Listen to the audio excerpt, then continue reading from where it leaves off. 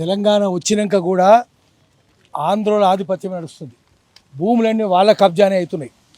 కేసీఆర్ ఉన్నాక అదే జరిగింది, రేవంత్ రెడ్డి వచ్చినాక కూడా అదే జరుగుతున్నది.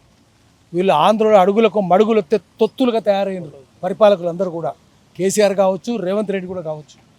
ఈ వర్టెక్సోడు వర్మ ఆంధ్రోడు, వైడ్రా వాడ ఆంధ్రోడు రంగనాథ్, అక్కడ ఆ స్టాఫ్ అంతా కూడా ఆంధ్రోళ్ళు ఒకే కులం వాళ్ళు ఉన్నారు. ఇంత దౌర్జన్యాలు జరుగుతుంటే తెలంగాణలో ఎందుకు మౌనంగా ఉండాలి? మళ్ళీ తెలంగాణలో మళ్ళీ బడితలు పట్టాలి, కుత్పల సంఘం పెట్టాలి, వాడు లూటీ చేస్తుంటే మనం లాఠీ లేపాలి. అది తప్పైపోతుంది. ఇది కంటి ముందు కనిపిస్తుంది. ఈ భూములన్నీ దళితుల భూములు కబ్జాలు పెట్టారు. మళ్ళీ భూ పోరాటాలు రావాలి. భూమి కోసం, భుక్తి కోసం, బానిసత్వ విముక్తి కోసం పోరాటం జరిగినాయి. ఇప్పుడు కూడా బానిసత్వం మన కొనసాగుతుంది. మళ్ళీ నేపాల్ జరిగినట్టు, బంగ్లాదేశ్లో జరిగినట్టు, థాయిలాండ్లో జరిగినట్టు ఇక్కడ కూడా పోరాటాలు జరగాలి. ఇరాన్లో కూడా జరుగుతున్నాయి. ఇట్లా పోరాటాలు తెలంగాణలో మళ్ళీ నేపాల్ జరిగినట్టు పోరాటాలు జరిగింది తప్ప ఈ దొంగల జాడ్యం వదిలించుకోలేము మనము. అందుకని మళ్ళీ గుత్పల సంఘం పెడదాం, ఒక్కొక్కరిని పట్టుకొని ఇక్కడే చేద్దాం. వర్మ ఎవడో, వర్టెక్సోడు ఎవడో, వాని సంగతి ఏందో మనం బట్టలిప్పి వాని బజారు నిల్చోబెట్టాలి. వానికి ఊడిగం చేస్తున్నా కూడా చేయాలి.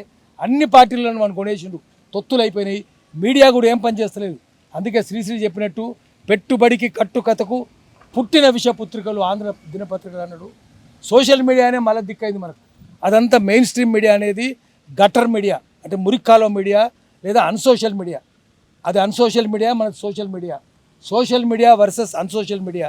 జనాన్ని చూపిద్దాము, ప్రజల వెంట ఎవరున్నారు, మనమే ఉన్నాము, మీరు లేరు, మీరు పెట్టుబడికి పుట్టినరు.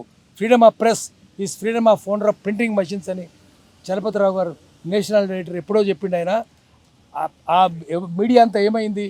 ఆయన ఆ రోజు చెప్పిండు, అవంతా land mafia, land mafia, sand mafia, mine mafia, wine mafia వాళ్ళ చేతులు ఉన్నది. కాబట్టి వాస్తవాలు బయటికి రానే రావు. అసత్యాలే వస్తాయి, అబద్ధాలే వస్తాయి. సత్యాలు బయటకు చూపించాలంటే మళ్ళీ సోషల్ మీడియా రావాలి, అందరు ఏకం కావాలి. ఏకమై తెలంగాణను మళ్ళా ఈ దొంగల నుంచి, ఆంధ్ర దొంగల నుంచి విముక్తి చేయాలి. దానికోసం నేను కానీ, పృథ్వీరాజ్ కానీ, విఠల్ కానీ, సూర్య అందరం మీ వెంట ఉంటామని చెప్పి మాటిస్తున్నాం.